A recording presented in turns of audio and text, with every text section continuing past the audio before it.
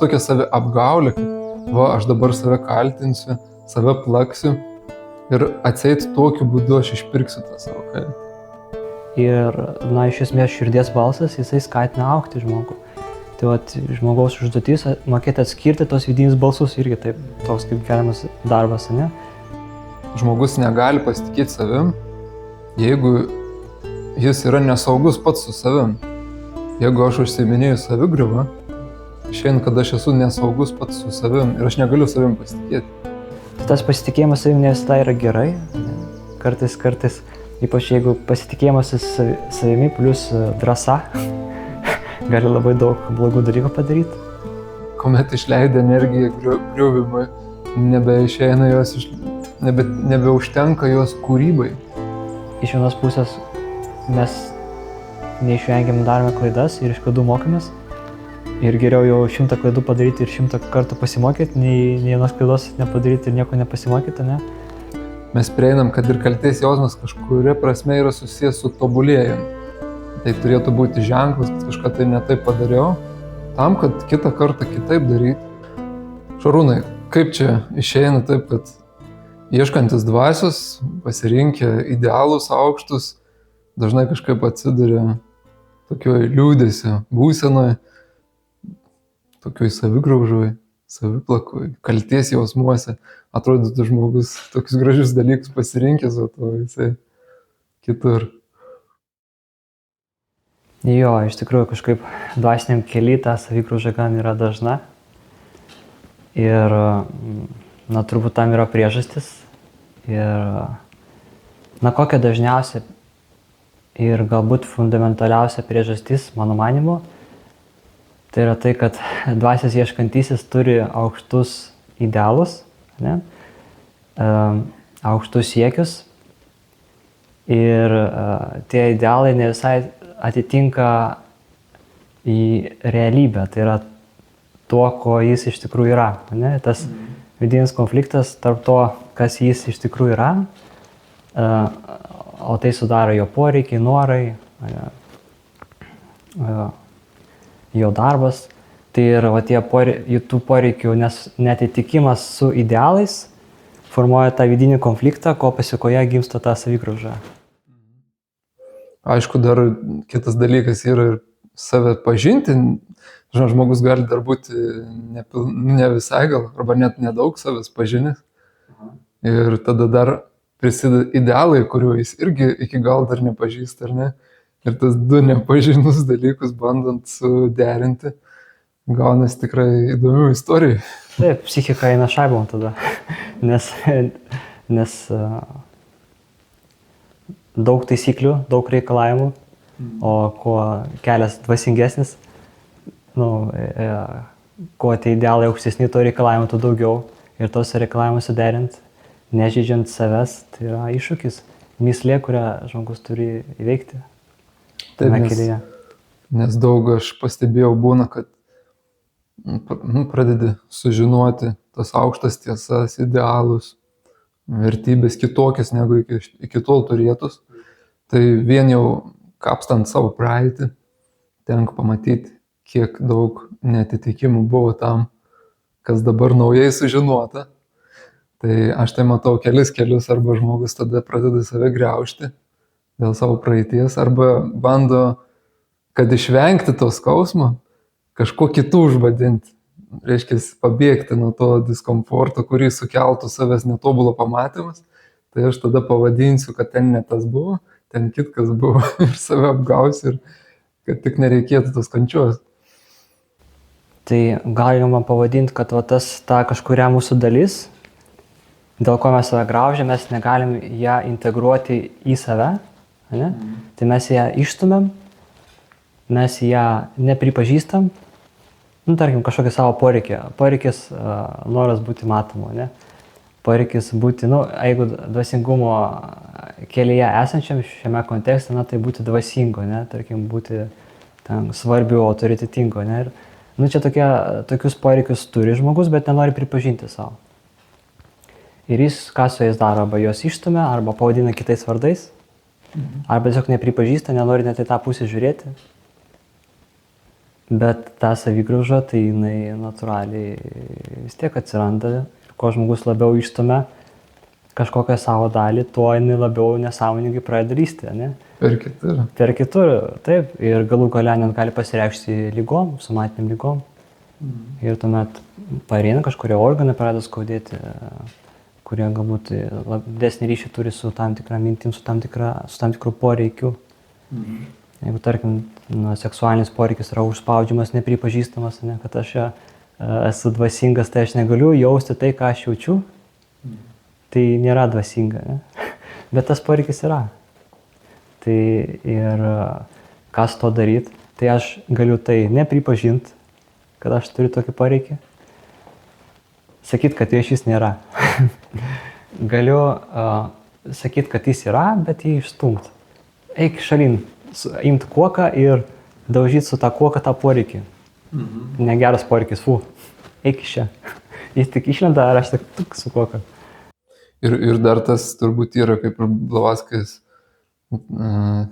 Blavatskas mintis išsakyta, kad tas, kuris į kelią išsiruošė, dar čia iki kelių dar toli daugam, bet tas, kuris keliui pasakė taip, tai pirmas dalykas, kuris yra, tai ta gyvuliška prigimtis jinai turi išlysti. Visi tie dalykai neišdirbti, visi poreikiai, jie turi pasimatyti, nes ta stipresnė energijos iškelia. Ir tai reiškia, kad tikrai tie dalykai pasimato ir bėda, jeigu užsispaudžia. Vieną dalyką, kurį aš esu pastebėjęs, kad čia tas atspindėjimas turbūt yra vadinamas, kad dažnai kaltina kitus tie žmonės, kurie visgi viduje savo turi didelius kaltės jausmus savo atžvilgiu. Psichologija tai projekcija vadinama. Projekcija, ne? Ja, projektuojamės. Projekcija.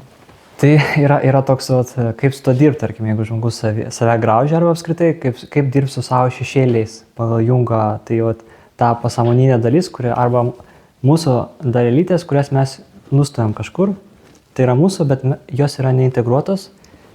Tai nepažintos, tai yra šešėliai, jis vadina šešėliais tai. Ir kaip su jais dirbti per projekciją, tai tarkim, jeigu tave kažkas neproporcingai erzina, kažkoks žmogus neproporcingai tave erzina. Tiesiog, tarytum, jis neturėtų tave taip stipriai erzinti, bet jis tave erzina. Tai labai tikėtina, praktiškai 100% yra tai, kad tu pats turi tą savybę, kuri tave kitame žmoguje tiesiog erzina. Ir dar papildys. Ir 110%, jeigu tas kitas žmogus yra vienas iš tėvų. Taip. Jo. Tai čia tokia plati erdvė darbų su savim, kai pradėjai į viską žvelgti per tą prizmę, kad jeigu aš susinervinu, tai problema yra manyje, o ne jame. Ir aš vietoj to, kad sakyčiau, kaltinčiau kitą arba kaltinčiau save, tai aš tiesiog bandau suprasti, koks mano giluminis poreikis nėra patenkintas, ko aš nenoriu pamatyti, pripažinti ir tai keisti, prisimti už tai atsakomybę.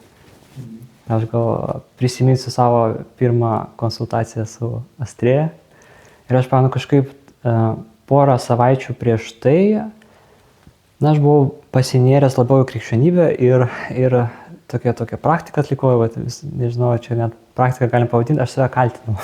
Aš esu kaltas ir savotiškai tokia sadomazochistinė praktika, aš tame gaudavau tam tikrą malonumą. Kad ir toks suvokimas tarsi, kad aš prisiimu atsakomybę už viską, ką aš padarau ir aš esu kaltas. Visiškai tokia mantra vaikštau, prieš pat konsultaciją, tai jau su tą mintim, kad aš nenorėjau šito klausimą šis iškelti ir kažkaip jį analizuoti, aš turėjau kitus klausimus. Bet mano pirmas į mane nukreiptas klausimas buvo, kad kodėl tu save taip kaltini čia. Ir aš toks tarsi iš dangaus nukritau, galvoju, kaip čia apsapala. Tai man paaiškina, kad nekaltinti save reikia, tai tiesiog iš tikrųjų ganėtinai bergždžias dalykas save kaltinti, o vietoj to reikia kažką imti ir keisti. Konstruktyviai panaudoti, pamatyti, dėl ko aš esu kaltas ir tai pakeisti, nekaltinti savęs. O klausyk, nekaltinai savęs, kad save kaltinai. Jo, taip, žinoma. Kaltinai paskui, kad save kaltinai. Turbūt, aš manau, taip. Yra, jo, psichika įdomus dalykas, psichika, ne? Jo. Atrodo, tu pradedi suprasti ir jinai vėl apie... Vėl apie tą patį inerciją. Taip, netaip lengva iš to išeiti. Iš tikrųjų, kaip mąstant apie tą kaltės jausmą, gal tai ir yra kažkoks tai signalas, ar ne, saviauklos, gal kažkokios tai, kaip tobulėti, ar ne, jeigu kažką aš netaip padarau, tai kyla kaltės jausmas tarsi. Gal tai, aš galvoju, gal iš savęs, nėra tai kažkoks blogis savaime, bet tai reikėtų, kaip emociją priimti. Emocija signalas kažkoks apie išorį. Bet gal bėda prasidaro, kada žmogus, ta kaltės jausmo, ar ne, kaip ir mazochistinė tendencijas, kad tos skausmų sukeliamų savo žmogus pradeda mėgautis ir galų gale visa istorija to ir užsibaigia. Dar daugiau galbūt prisidaroma yra visokių netokių dalykų tam, kad būtų dėl ko save paplakti paskui. O realiai tada į priekį, apie ėjimą į priekį, apie evoliucionavimą čia neišeina kalbėti. Nes, kaip ir sakėjai, reikia daryti kažką. Iš tikrųjų, man buvo atėjus mintis, supratimas apie tai, kad ar ne prieš kitą žmogų, tarsi tokia savi apgaulė, kad aš dabar save kaltinsiu, save plaksiu ir atseit tokiu būdu aš išpirksiu tą savo kaltę. Betgi tam kitam žmogui, kuris gal nukentėjo nuo mano klaidos, jam nei šilta, nei šalta, kad aš save čia plaku. O jeigu jam faina, kad aš save plaku, tai gal irgi nereikėtų tokio elgesio palaikyti ir skatinti. Man nėra faina, jeigu kažkas save graužia ir plaka dėl to, kad aš čia kažką man netai padarė. Man geriau jau kažkaip tai pabandyti ištaisyti tą žmogus. Jeigu ta tiesa yra, elkis su kitais taip, kaip nori, kad su savimi elgtųsi. Aš taip galvoju reikia, nes apie vertybės kalba yra. Koks skirtumas, ar aš jas įgyvendinu, ar kitas įgyvendinu. Aš turiu nepritarti jam tiek savy, tiek išorėje, jeigu tai yra su manim susiję. Tai mintis tokia, kad jeigu jau kažką netaip padariau, niekam nėra geriau, kad aš ten labai save graužiu ir plaku. Geriausiai būtų nueiti ir paieškoti būdų ištaisyti. Ir dėkingu būti, jeigu gyvenimas suteikia tokį šansą. Čia gal du dalykus paminėčiau. Tai, jeigu, tarkim, atskirti du dalykus, sąžinę ir kaltės jausmą. Savigrauža ir sąžinės graužatė, ne? Tai tarkim, jeigu katinas užšoka ant stalo, pradeda valgyti maistą, ne? Ir šeimininkas pamato ir pradeda užrėkti ant to katino. Katinas taip supranta, kad pasielgia neteisingai. Jis turi jis jaučia kaltės jausmą, bet kitą dieną atėjęs jis vėl užšoks ant stalo. Tai jis neturi sąžinės. Ne? Jis neturi sąžinės, tai jis neprisima atsakomybės už ką padarė, bet jis jaučiasi kaltas. Bet tai esmė ta, kad net jeigu žmogus jaučia kaltę, tai jinai neskatina jo keistis, ne? Jinai neskatina prisimti atsakomybės. Tai tu gali save kaltinti kiek nori, kaip tas katinas, jis vis tiek lips ant to stalo ir valgys tą maistą, nes ta kaltė tokia trumpalaikė ir kartu psichika turi tendenciją tiesiog nuolatos apie kažką galvoti. Tai ta kaltė yra tiesiog kaip maistas, kaip tam tikras tikslas, erdvė, kurioje jinai gali mėgauti, suktis, virti savo sultyse. Tai jeigu atskirti tą sąžinės graužatį nuo kaltės, ne, tai jos vidiniai balsai, kurie kalba truputį kitais tembrais. Jeigu sąžinė, jinai niekados nesakys, širdies balsas, kad tu esi blogas. Ne? Kaltės balsas ir savikritikas, vidinis kritikas, jisai sakys, tu esi blogas. Jisai darys tokius bendrus globalinius apibendrinimus. Tu esi blogas. Apskritai. O sąžinės balsas, vidinis širdies balsas, jisai visgi sakys arba bandys padėti žmogui pamatyti ir suprasti, ką galima pakeisti. Tai žadins tokia atsakomybės jausmą. Tai jeigu vidinis balsas žadina atsakomybės jausmą, tai tikėtina, kad tai iš širdies, bet jeigu vidinis balsas skatina save plakti, ne, tai gal čia nėra sąžinė, tai nėra sąžinės graužatis, tai yra Psichikos mechanizmai. Tam tikri gynybos mechanizmai, taip, gynybos mechanizmai, vėlgi išstumimas kažko, nepripažinimas, jo, gynybos mechanizmai, jeigu taip galim sakyti. Na tai, arba toks užsifiksavimas ties signalu, kuris ateina iš to emocinių pasaulių, bet ir darėm, kad pats signalas tai nėra atsakymas. Jeigu ir kaltė kažkokia kilo, tai signalas kažką padaryti, bet kita vertus tai gali būti ir įsikalbėti dalykai, įsikalbėti lūkesčiai savo kažkokie, kurie iš tikrųjų neturi nieko bendro su sielos poreikiais, bet galbūt turi kažką bendro su visuomenės normom, su tuo, kaip turėtų būti pagal kažkokius tai kažkieno įsivaizdavimus. Ir aš galvoju, kad galima kaltę jausti ir dėl to, kad aš netitinku kažkieno sukonstruotų įsivaizdavimu, bet tai nėra širdies balsas, tai yra kiti balsai. Jo, žmoguje yra daug balsų, ne? Tai aš studijuoju psichiatrinę. Tai tavasi nemanau. Žinai, kiek daug balsų. Aš žinau, kad žmogus gali daug įvairių balsų girdėti, ne? Ir jie visi įvairiais vardais prisistato ir turi įvairius poreikius, ne? Bet esmė tai nekalbant apie tų balsų kilmę, tai įvairiai balsai vidiniai turi įvairius poreikius. Ir, iš esmės širdies balsas, jisai skatina augti žmogų. Tai žmogaus užduotis mokėti atskirti tos vidinius balsus irgi taip, toks kaip keliamas darbas, ne? Ar čia kalba mano poreikiai, mano instinktai, pirmos šakos, ne? Mano emociniai poreikiai antros, mano protas trečios, ar širdelė ketvirtos. Ne? Tai visą tai mokėti atskirti ir su tuo dirbti. Jo, aš taip galvoju, kada mes kalbame apie kaltės jausmus, labai arti yra kitus sąvokos, tai yra savigrauža, tai yra, aišku, saviplaka, savidestrukcija ir tai šalia yra nuoskaudus taip pat. Ir toliau dar yra lūkesčiai, aišku. Lūkesčiai savo galbūt netitikti, kažkokie lūkesčiai kitiem.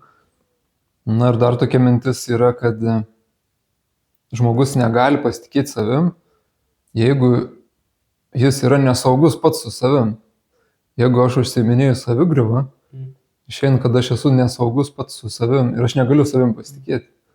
Nes tam tikra prasme priešas viduje yra, kuris nusiteikęs naikinti mane. Jo, įdomi tema palėtė iš tikrųjų tas saugumas, ne? Tai kai žmoguje labai aktyvus yra gynybos mechanizmai, tai jis visur mato priešus, visur mato grėsmę, ne? Ir jo nervų sistema būna įsitempusi, jis būna įsitempęs, negali atsipalaiduoti. Ir tarkim, jam, paskambina, nežinau, žmogui paskambina draugui, sako, kur esi? Namuose, koks tavo reikalas, ką tu iš manęs nori? Ne? Tarsi galvodamas, kad jis to jį pradės pulti, ne? Kad galbūt jis kažką iš manęs nori. Tai kai žmogus yra atsipalaidavęs, tai jo gynybos mechanizmo natūraliai minkštėja. Ne? Tai ir praktiškai psichoterapijos esmė, ne? Kad sukurti tokią aplinką, kurioje žmogus galėtų pilnai atsipalaiduoti ir jo nervų sistema tiesiog nebūti tokiam nuolatiniam, kaip čia stebėjime. Nuolat pavojaus ieškojimui. Taip, nuolat pavojaus ieškojimui. Iš tikrųjų, esu pastebėjęs tokį mechanizmą, kad yra kai kurie žmonės, teko man patirti tas situacijas, aš galvoju, kas čia vyksta. Tokios išvados priejau, kad vėl yra pas žmogų kaltės jausmas didelis ir jis ieško išorėje baudėjų. Reiškia, jis ieško, kas jį nubaustų. Kas dėl jo tų nešamų kalčių būtų tas egzekutorius. Ir nori, kad aš būčiau. Bet jeigu aš į tą rolę įsėsiu, tada jis jau pradės mane kaltinti. Nes aš taip suprantu, toks vidinis mechanizmas yra pats viduje egzekutorius savo ir didelę kančią pats savo sukelia, bet sunku priimti, kad aš pats čia esu dėl viso to atsakingas. Reikia rasti atsakingą išorį. Ir tada prasideda visokie situacijų modeliavimai. Davai, tu mane pakaltink, kaip nors tu mane, bet kaip nors pasakyk man, ką aš netaip darau, ko aš netoks, pasakyk. Ir jis taip ir pasielgėt pasakytum, ir tada atgal pareinis. Turi tarsi palengvėjimą, tarsi pajustų, kad gali perkelti tą rolę kitam. Tai apskritai savęs pažinimo kelias, jeigu taip, kiek teko skaityti, domėtis, ne, yra apie tai, kad mūsų psichika taptų kuo labiau integralesnė. Ne? Tai vat, galim sakyti, kad vyksta evoliucija nuo asmens prie asmenybės ir nuo asmenybės prie individualybės. Ne? Tai vat, individualybė tai integruota asmenybė. Ne? Tai yra tokia psichika, kur nėra užslėptų pakampių. Ne? Ir natūraliai, kai žmogus turi tos gynybos mechanizmus, jis tai, kas nepatinka jam, jis bando išstumti išorę. Ne? Kuo toliau išstumti. Ir kitas žmogus yra labai tam tinkantis objektas. Ne? Jeigu aš save kaltinu dėl kažko, arba manau, kad kažkokias mano savybė man nepatinka, jinai iš tikrųjų priežastis mano diskomforto yra kitame žmoguje, ne manyje. Tai čia natūraliai tokia natūra, sakyčiau, proto, ne, išstumti. Taip ir visai tenka susidurti su to jo. Jo, dar tą, kur paliečiau, kad žmogus, kuris save griauna, jis kaip ir negali savim pasitikėti. Logiška, ne? Taip. O bet tada ateina klausimas, ką reiškia pasitikėti savim. Irgi kažkaip gal toks stereotipas yra žmogus, kuris pasitik savim, tai jisai viską geriausiai daro. Aš manau, čia neteisingas yra paveiksliukas nupieštas. Manyčiau, kad pasitikėjim savim labiau, jau arčiau būtų į tai, kad nesvarbu, aš kažko galiu nemokėti, nežinoti, visiškai būti naujokas tame, bet tai kažkoks gal gilus įsitikinimas, kad aš susitvarkysiu. Kas bebūtų, aš perėsiu visą tai. Čia tokia, gal tema palėtė vidinis autoritetas, ne? Ir kai tu pasitikė tuo vidiniu savo autoritetu, nes kiekvienas turi savyje, tai tu jauti, kad viskas bus gerai. Arba kitaip galima pasakyti, jeigu tu tiki savo sielą, ne?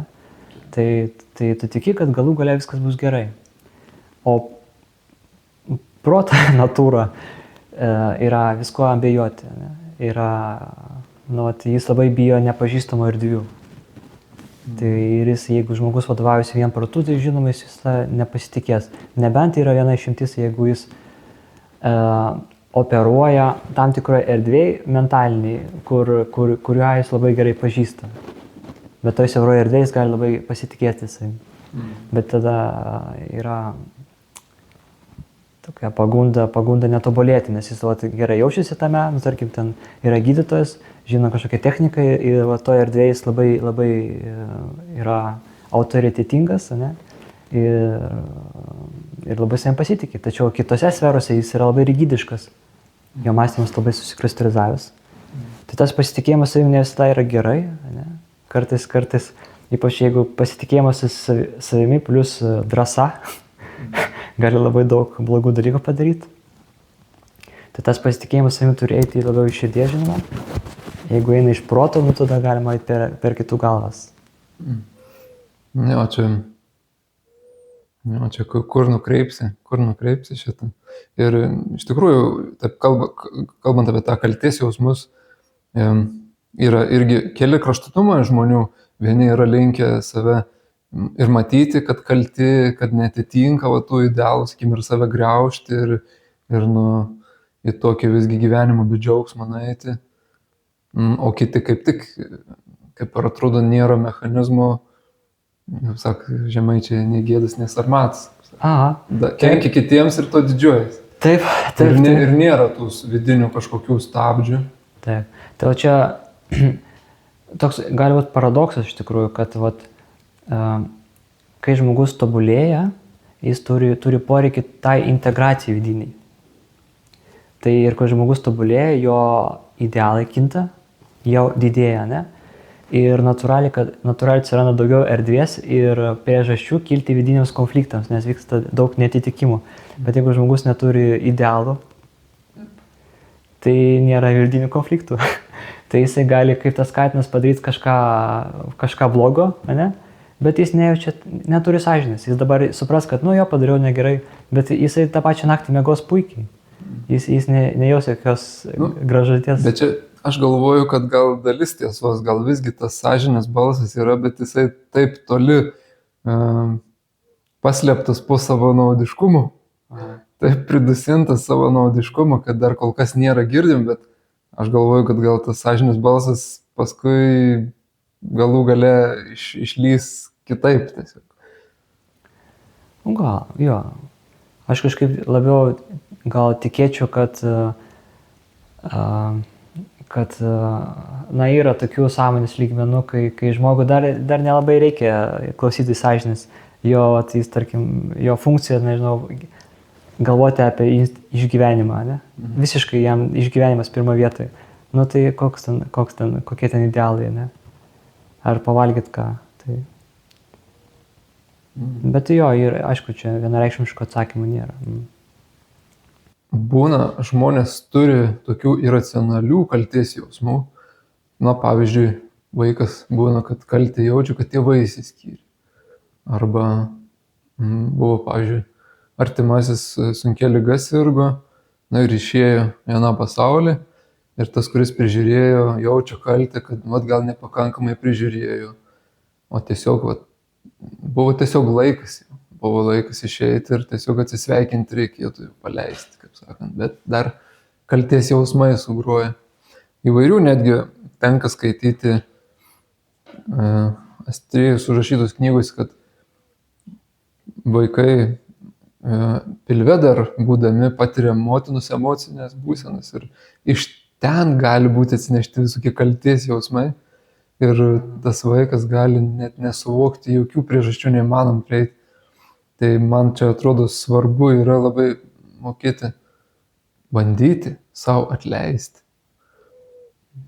Pats savo pirmiausiai. Jo, turbūt, nes, kaip tu sakai, tas kaltės jausmas, dažnai jis būna labai giliai pasąmonėje, ne? Labai ten kažkur giliai ir mes nesuprantam, kodėl mes jaučiamės kalti, nesuprantam dėl ko.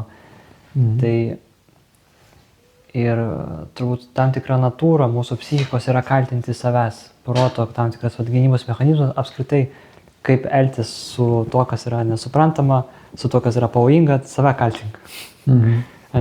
Nu kažkodėl taip yra. Kodėl taip yra, dabar nepasakysiu.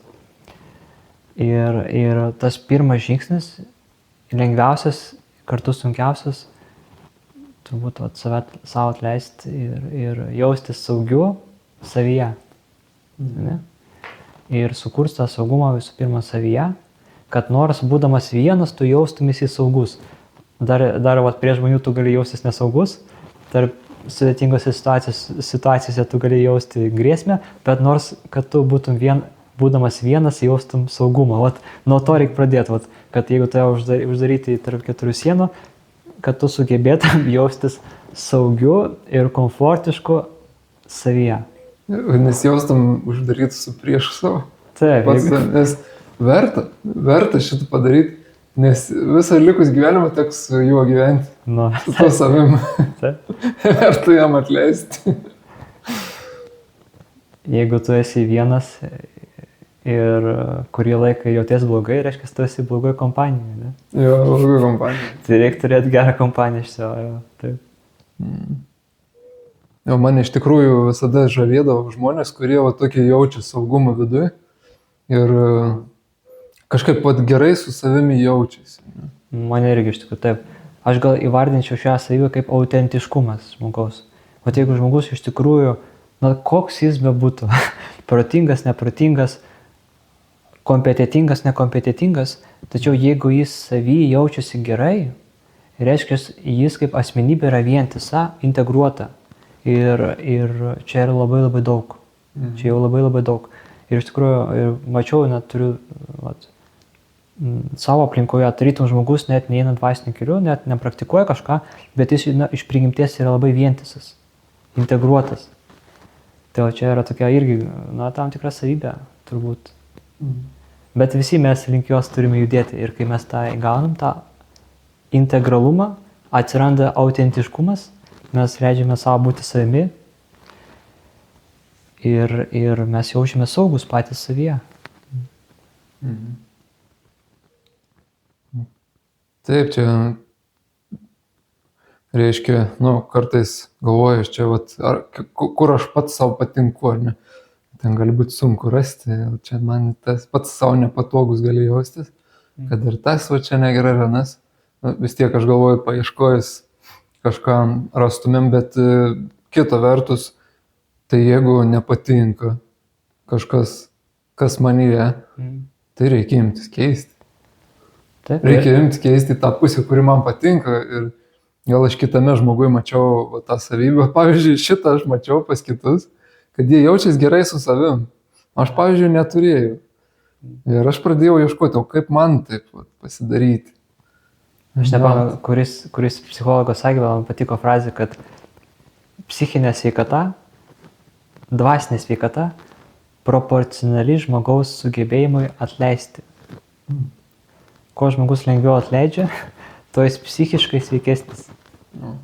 Apskritai, jeigu tu moki lengvai atleisti viskam, tu būsi būtinai sveikas. Psichiškai, turiu. Čia labai tokia koreliacija yra. Taip, nes iš energetinės tokios pusės pagalvojus apie žmogaus energiją, tai tas nuoskaudus kaltinimai tiek savęs, tiek kitų yra savo gyvybinės energijos nukreipimas tokia griaunančia linkme. Ir kuomet išleidė energiją griuvimui, nebeišeina jos, nebeužtenka jos kūrybai. O mūsų turbūt ir tikslas yra kurti save ir savo gyvenimus, vat tokius, kad man patiktų. Vat tai sąžinė, kad patiktų. Taip. Ir čia, manau, mes prieinam, kad ir kaltės jausmas kažkuria prasme yra susijęs su tobulėjimu.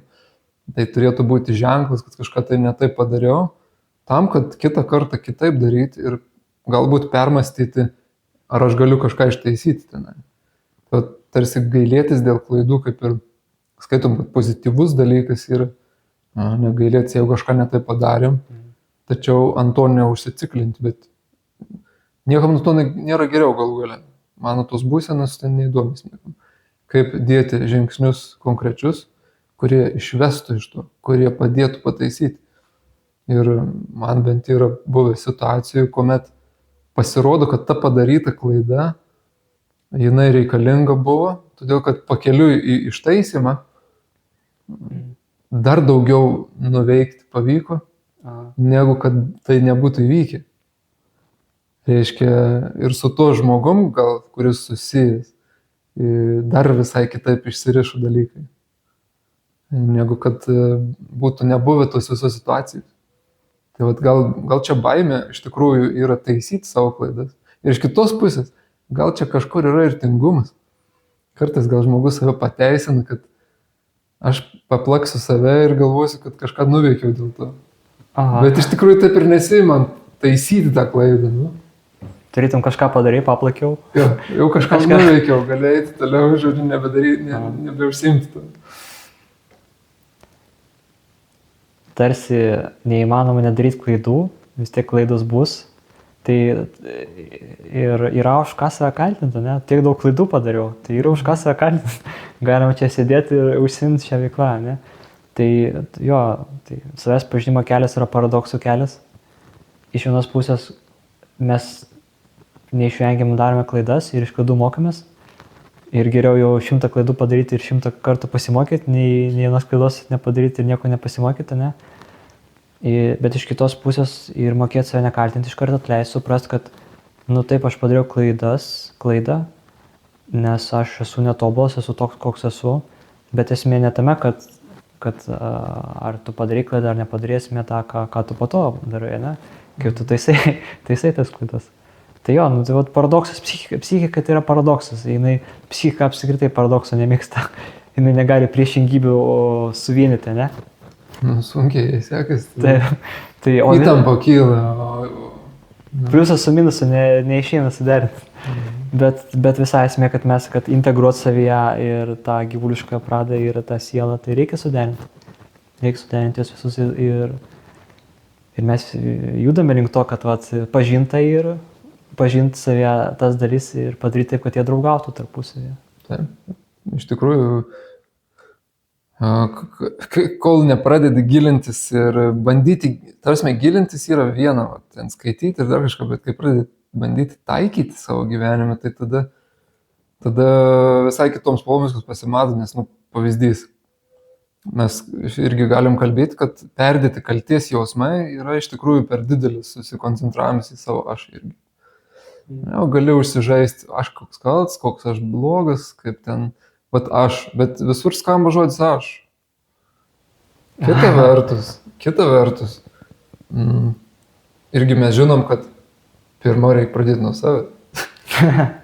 Jeigu čia ne pasaulį gelbėti, reikia save išgelbėti pirmiausiai. O kaip save išgelbėti, nemąstant apie tą aš? Paradoksai, ne kokie. Ta. Ir turi ir nemąstyti per daug apie save, bet pirmiausiai su savim dirbti. Taip. Kaip čia tavo? Stačiatikiai turi labai gražų tokį posakį, rusiškai pasakysiu, išversi. Spasi себя и хватит с тебя. Išgelbėk save ir užteks iš tavęs. Kažkaip taip, ne? Bet, ir užteks tiek. Ir užteks, taip, iš tikrųjų. Tai jeigu mes save suprasime, suvoksime ir save išgelbėsime, ta prasme, tai mes tuomet galėsim kuo geriau padėti kitiems, bet ir duoti galėsim kuo daugiau kitiems. Bet jeigu mes kažko neturime, mes ir kitiems duoti to negalim. Nes jeigu patys esame nelaimingi, tai negalim ir kitus laimingais padaryti, ne? Kokių dar būdų, kas dar gali padėti iš kalties jausmų? Čia tai vienas tai yra darymo terapija, pataisyk, jeigu išeina, ne? Jo, viskas kažkaip atsimuša į darbą su savimi, sudėtinga, bet to aš gal išskirčiau du dalykus, kas man ateina į galvą, tai vieną prieimą prie to, kaip dirbti su savigrauža ir apskritai su savo šešėliais, būtų holistinis prieimas, arba galim dėti pliusuko ženklą, o kitas prieimas yra į problemą orientuotas, galim dėti minusiuko ženklą. Ir tarkim, jeigu žmogus save graužia, yra kažkokia problema, kodėl save graužia. Ir dažnai ta problema yra kažkokia specifinė. Tarkim, žmogus ir jis turi kažkokią rakštį. Tai jeigu mes šitam žmogui padėsim tą rakštį ištraukti ir jeigu mes orientuojamės į tą rakštį, tai žmogui gali nuo to palengvėti labai smarkiai. Nes padėti pamatyti jam tą rakštį ir ištraukti ir tada jam neskaudės. O kitas būdas, tai čia į problemą orientuotas su minusiuku. O su pliusiuku, holistinis, tai mes kaip ir sakom žmogui, gerai, tu turi tų rakščių, į jas nesiorientuokime, ne? Orientuokime į tą vidinę šviesą, į sąmonę. Ir jeigu žmogus, tarkim, mes paskatinam žmogų praktikuoti, melstis, nes malda geriausia psichoterapija, jeigu paskatinam žmogų melstis, tai jo vidinė šviesa didėja, jo sąmonė šviesa didėja ir tiesiog atsiranda daugiau jame resursų ir ta šviesa natūraliai apšviečia tas vietas, kurios buvo patamsi. Ir kai jis apšviečia, jam natūralu, jam akivaizdu tampa tai, kas buvo neakivaizdu. Aišku, tampa tai, kas buvo neaišku. Tai mes galime orientuotis į holistinį priėjimą, tiesiog skatinti žmogų dirbti su savim ir tiesiog natūraliai problemos pradeda birėti, ne? Tas rakštis jos pačios kažkaip, žmogaus sąmonė turi tokį įdomų fenomeną, kad į kur jinai yra nukreipta, tą jinai apšviečia. Ne? Ir kuo ta sąmonė stipresnė, šviesesnė, tuo jinai lengviau tą ir toliau apšviečia.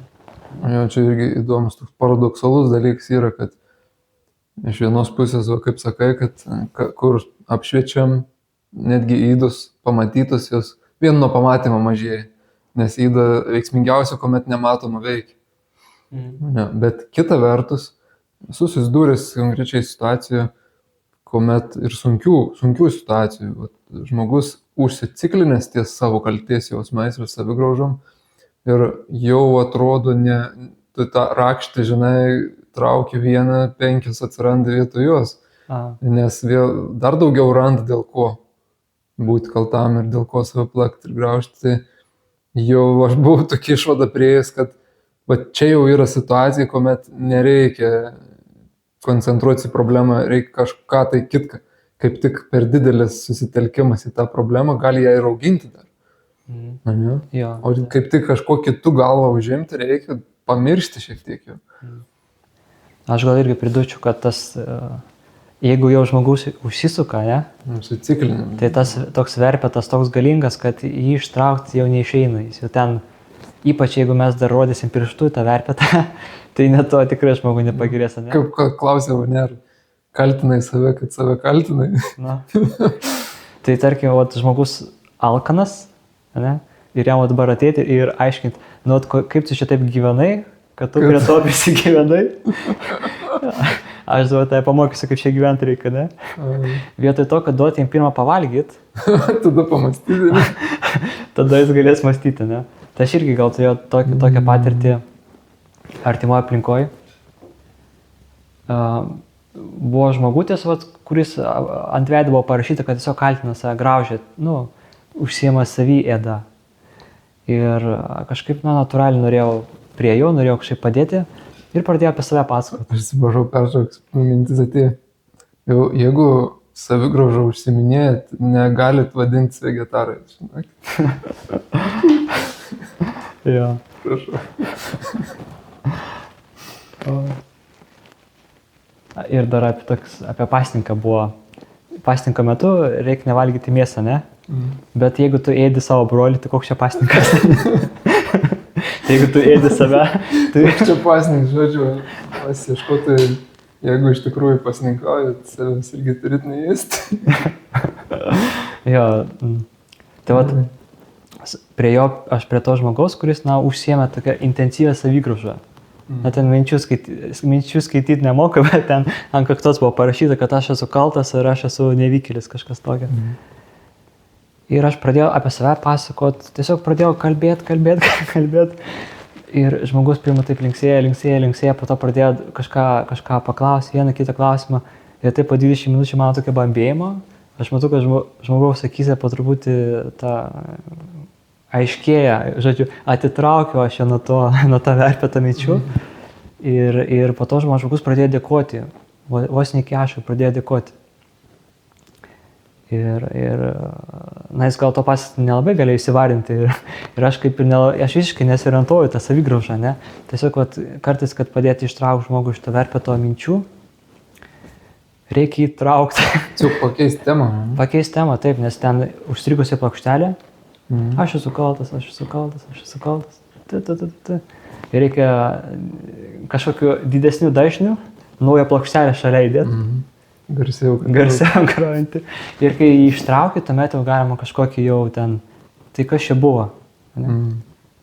Pratęsiant tą mintį, aš galvoju, ir išėjimas iš tų kalčių galimas yra per džiaugsmą, iš tikrųjų, pasidžiaugti kažkuo, nes tas niaurumas, kai mes pradžioj pradėjom kalbėti, kad būna paniuri kartais tai dvasiai ieškotojai dėl įvairių vidinių priežasčių, tai kartais tiesiog pakeisti plokštelę, reikia pakeisti plokštelę į džiaugsmą, nes gali būti, kad užstrigta ties problemos išpūtimu, ties kažkokia, kad ir savo įdą, kad ir savo klaidom ten, bet tai visų gyvenimų jos tada kesinasi užimti visą eterį, visą gyvenimą.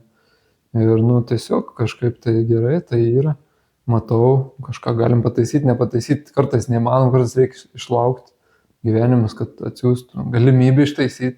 Irgi dovana, gauti galimybę ištaisyti klaidą. Bet tai neturėtų užimti visą gyvenimą, nes visas gyvenimas yra kur kas daugiau. Ir kažko pasidžiaugti. Ir su savim pasidžiaugti kažkuom, tai ir kitais. Tai džiaugsmas gali irgi daug atsakymų duoti. O kaip ne kartais žmogus prislėgtas būna, kaip neišeina džiaugtis. Aš manau, kad labai daug metodų čia gali padėti žmogui, ne? Ir tas paprastas pozityvus mąstymas, ne?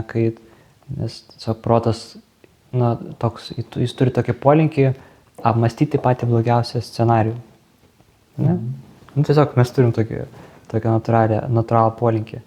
Tai tiesiog keisti jį ir mąstyti intensyviai apie patį geriausią scenarijų. Ne?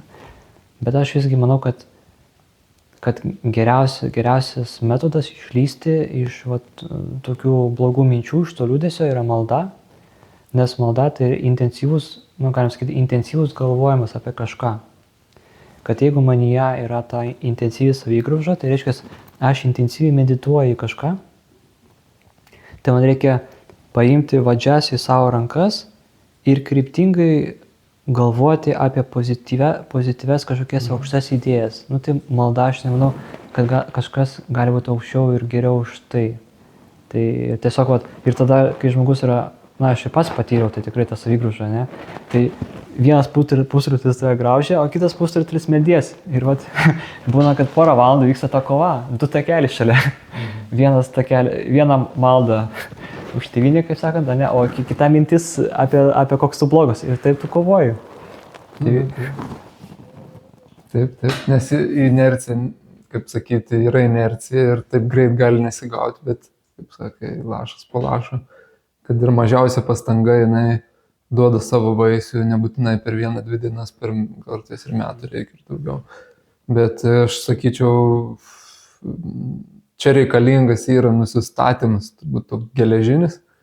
Jeigu jau aš pradėjau ieškojimus, tai jau aš natūraliai turbūt priimu, kad aš esu siela. Kažkur viduj mano esmė yra siela. Ir siela atėjo iš Dievo. O ką tai reiškia? Tai reiškia, kad šio pasaulio esmė nėra niūrumas, liūdesys ir graužimas. Esmė yra kaip tik šviesa, gėris, grožis. Ir galų gale laimi, meilė laimi, galų gale. Tai tik tais, kiek aš spėsiu tame sudalyvauti, tai kiek aš savo tą takelį nukreipsiu link to, o kiek pasiduosiu tam niūrumui įtraukti mane. O visgi tikėjimas, kad yra ir nori, kaip nori taip, žodžiu, pramušti turi tos savo vidinius luobus, kad iki tos šviesos dasigauti. Ir per tokius paprastus gal dalykus, tai dėkingumą. Netgi, pavyzdžiui, klaida, reikia, aš galvoju, dėkingam būti ir už savo klaidą, nes kaip gerai, kad jinai vyko, aš įsitikinau, kad taip nesidaro. O jeigu aš būčiau nepadaręs tos klaidos, aš gal svarstyčiau. O gal taip, o gal anaip, o gal trečiaip. O čia bent jau aišku, kuris kelias neveda prieki. Geroji pusė yra. Aš kartais susiduriu su žmonėm, kurie serga depresija. Toks mano darbas. Kartais ir dažnai taip. Ir, aš pastebėjau pats, mano bendravimo leitmotyvas dažnai būna kažkur darbas su savim. Man tai pačiam padeda, tai aš kažkaip stengiuosi turbūt natūraliai įdiegti kitiems. Ir aš labai dažnai susiduriu su tokio pasisakymu. Bet gydytojau, bet kai man užeina tos blogos mintis, tas debesys, aš apie nieką negaliu galvoti. Man yra taip blogai, aš apie nieką negaliu galvoti. Nors sakau, gerai, o kas po to? Sako, kažkada tas debesys praeina. Mėnesis 2 praeina. Sakau, gerai, o kas po to? Po to gydyto viskas gerai. Sakau, tai ką jūs darote tuomet, kai viskas gerai? Tai viską, o kam daryti, jeigu viskas gerai? Tai ir aš mėgstu papasakoti apie tokią pasaką Žiogas ir skruzdėlė. Gal teko girdėti, Deividai? Neteko? Yra animacinis filmukas labai smagus. Žodžiu, vasarą Žiogas groja smuiku. Linksminasi, šoka. Skruzdėlė vaikšto ir stato namuką žiemai. Neša maistą, žodžiu, ruošiasi žiemai, ne? O Žiogas toks, kuo tu skruzdėlė, nes su mane nepašokė, su mane nepasilinksmini. Bet galų gale ateina ta žiema, ne? Žiogas nieko nesukūrė žiemai, taip su smuiku ir buvo, jam šalta, jis yra alkanas, galų gale jis ateina pas tą skruzdėlę ir prašo tas pagalbos, sako, žiema atėjo netikėtai. Tai pernakvojo žiemą pas skruzdėlę, vasarą vėl šoka.